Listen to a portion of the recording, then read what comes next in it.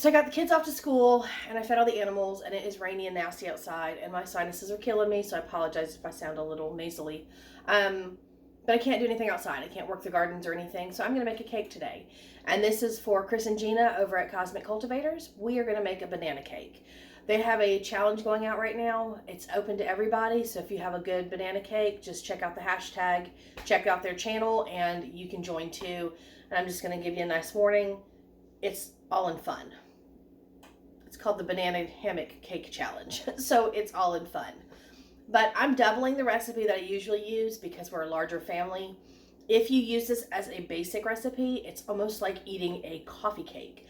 But this is a banana oatmeal cake, and the only thing that I do is I leave the nuts out the topping because my kids don't tend to like that. So I'll put in the description the full recipe. But right now I'm going to start getting things together and show you what I'm working with so that we can make a banana cake. Okay, so I've got a lot of ingredients here on the counter. There's 2 parts to this cake. We're making the actual cake itself, and then we're making a crumb topping to put on top. Very basic, very easy, and you can see for doubling a recipe, it does not take a lot of flour. But I've got rolled oats, I have bananas that are mashed, flour, 2 different types of brown sugar measured out for both recipe parts. I've got eggs, vanilla, cinnamon, salt and baking soda, and some melted butter. And then over here in my mixer, I already have my softened butter that I'm getting ready to work with. So I've got my butter in the mixer already, and I'm getting ready to add the brown sugar to cream it together. My oven's at 350, that's what it calls for. And because I'm doubling this recipe, it seems like a lot, but it's really not. It's 2 sticks of butter so far, and then the brown sugar. And like I said, check the description, and I'll give you the full recipe there. But we're just gonna cream that together.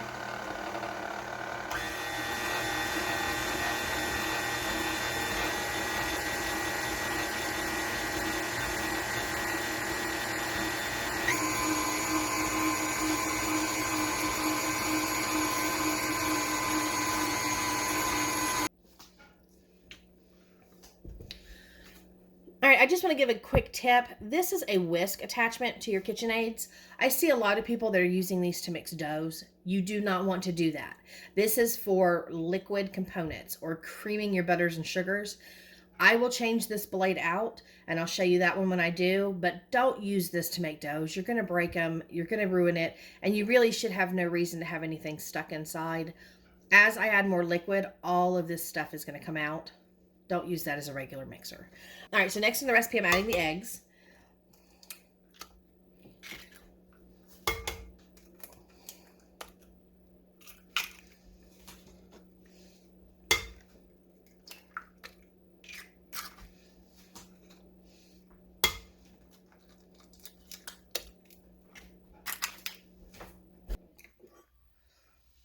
I'm also adding the vanilla. Now, a good substitute, instead of doing the vanilla, you can also add like a almond extract. That's really good. It just depends on your preference, but vanilla is just a standard. And I'm also adding my mashed bananas. All right, and it's time to go ahead and get this mixed thoroughly.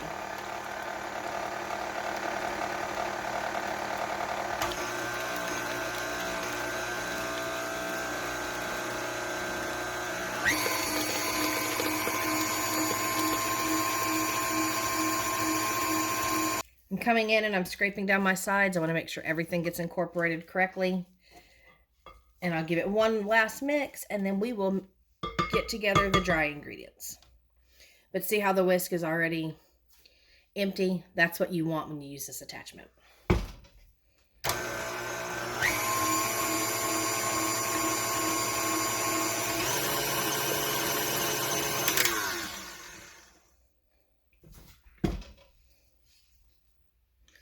All right, I'm changing out to my paddle attachment. That's the next one that I'm going to use.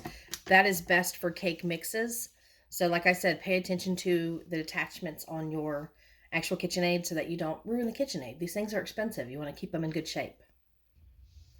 Okay, in this bowl, I'm adding the flour and part of the oats. Like I said, look at the description, but it's just a 1 1/3 doubled. So it's actually, you know, almost 3 cups of oats.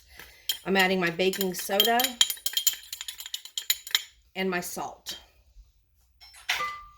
And I just want to mix this together thoroughly so it's nice and blended. And then we're going to add this to the actual mixer.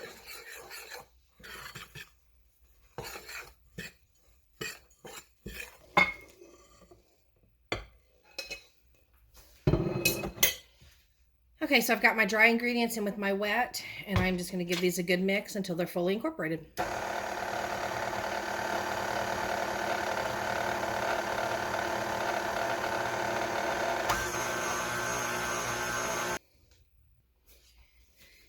All right, I'm just going to make sure I scrape the sides and get this mixed in really, really well.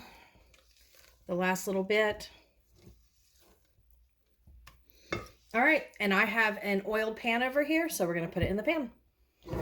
I don't flour the pan because this is really not a cake that's going to stick. It's so moist. And I know there's no oil in it, but because I'm oiling the pan, it should be fine. If you feel like you need to throw some flour on it, just dust it with the flour like you would a regular cake.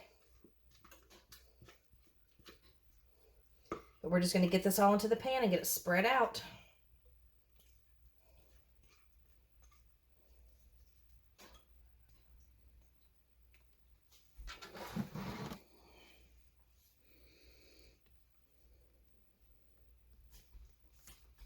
Now again, like I was saying, this acts almost like a coffee cake. It's a very thin cake. It's actually really good for breakfast because it's full of so many bananas and oats. It's very filling. And in my opinion, it's not superly entirely sweet. You could add, again, like I said, nuts to it if you want, or you could incorporate, you know, flax seeds and things of that nature, whatever you wanted to. But I am leaving it where it is. So now we got to make the topping and get that all done. All right, to do the topping, I'm doing the remainder of the oats. At this point, you could add nuts as well. It just gives a little crunchy topping. I'm adding brown sugar. I'm adding cinnamon. And I have used pumpkin pie spice in this too, and it's really, really, really good. But I want to give those a good mix first to make sure all that's mixed together.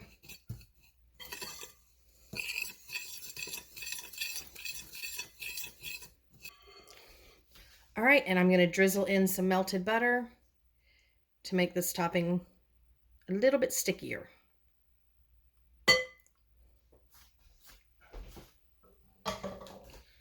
And we'll get that mixed together as well.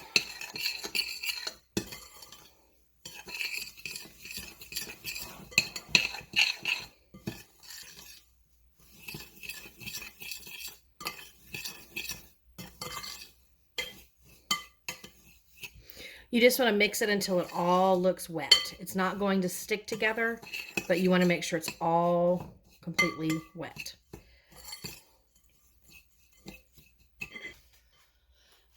All right, and I've got my cake here, so I'm just now going to sprinkle this across the top.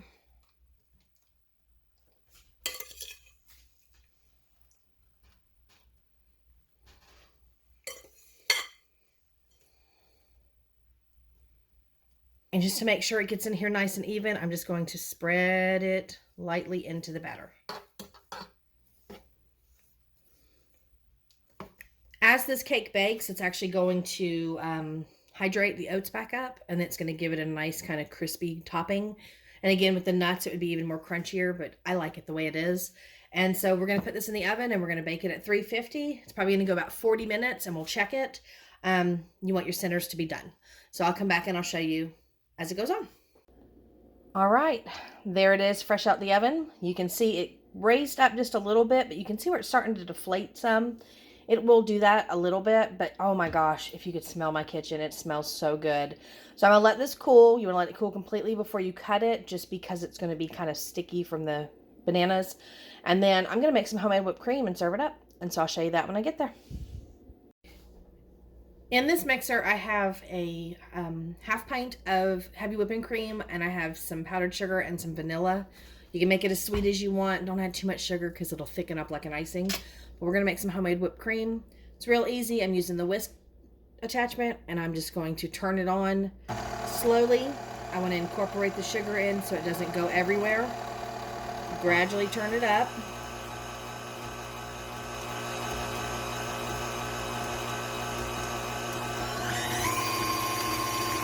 And then we want to turn it up high to make sure it actually starts to whip. I'll bring you back and I'll show you the finished product. You want to make sure you check it as soon as it starts to get thick, because if not, you'll make butter. That's kind of where I want it. It's still just a little thin, so I'm going to whip it for another minute or so. It takes about 4 minutes in a mixer. Okay, this is the consistency I like, where it's really nice and thick. Anything further than that, it's going to turn to butter, but you can see how well that holds up. That's a good whipped cream. Store it in the fridge until you're ready to use it, but for now, it is ready for this cake, and we are going to plate it up.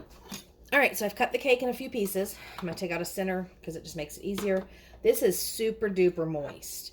It's almost very similar to like a banana bread, how that is, but with the oats in it and stuff, it makes it so good, so delicious. So that's the cake for there, and let's put some whipped cream on it.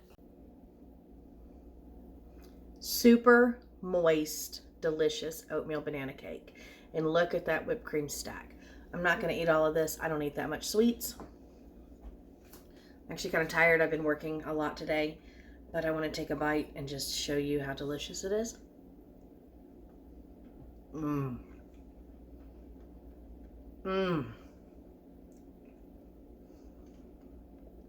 Like I said, this could be eaten for breakfast. This stuff's pretty darn good. I'll just say that.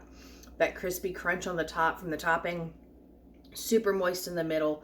And you can see it spring back as I touch it. I mean, it's so, so good. And it's a lot different than your standard cake. So anyway, serve it up with some fresh berries as well. That'd be great too. Thank you guys for letting me join the collaboration. Thank you guys for stopping by. And I hope you guys try the banana oatmeal cake. See you in the next one. Bye.